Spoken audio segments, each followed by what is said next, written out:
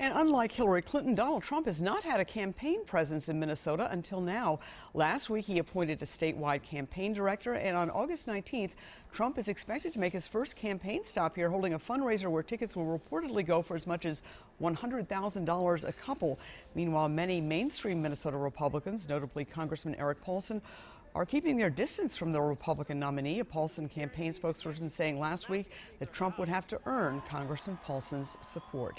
Joining us to talk about the presidential race and local races is the deputy chair of the Minnesota Republican Party, Chris Fields. Thank you so much for coming on. Thanks, Esme. Right. Good to be here.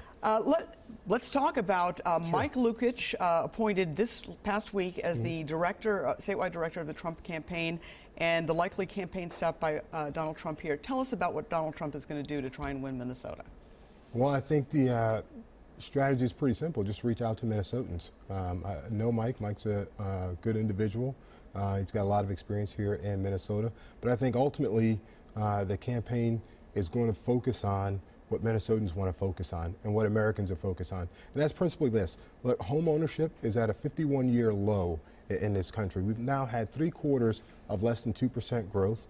We have workers that are getting paid less than they did in 1970, and millions of Americans are seeing their health insurance skyrocket.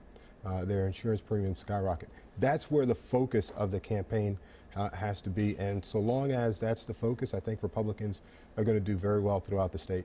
All right. Let me ask you, that new ABC News Washington Post poll out today showed a 23% gap in support amongst women for Donald Trump versus Hillary Clinton. You can't win a national election without women. I know this is one poll, but it seems to be consistent with other polls as well. What are your thoughts about that? Yeah, I don't think that we're going to focus too much on the polls. Look, there was a poll that had McCain up by 10 points against Barack Obama, and that didn't work out too well for us in 2008.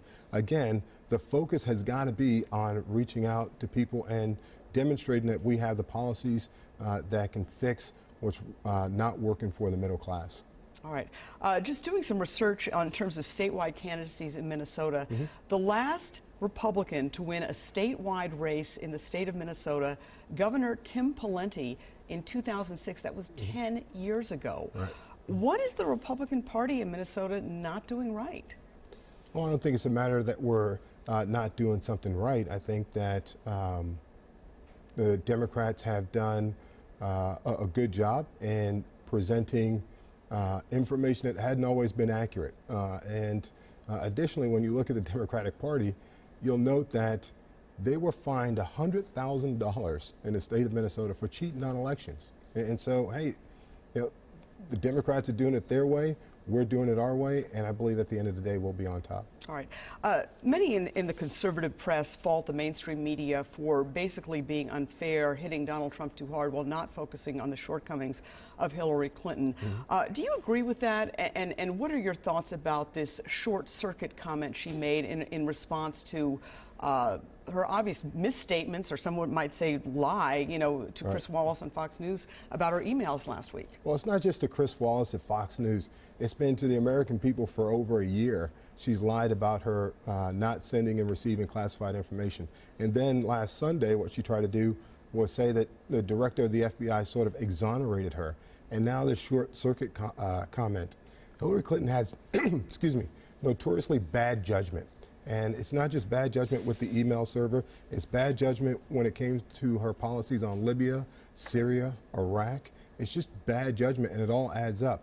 With regard to the focus being on Donald Trump and not Hillary Clinton, I think at one point in time it's going to catch up to Hillary Clinton, and people are really more interested in their own personal economy and how they feel about the country. Americans want to be kept safe, and they want the economy strong. Hillary Clinton can't do that.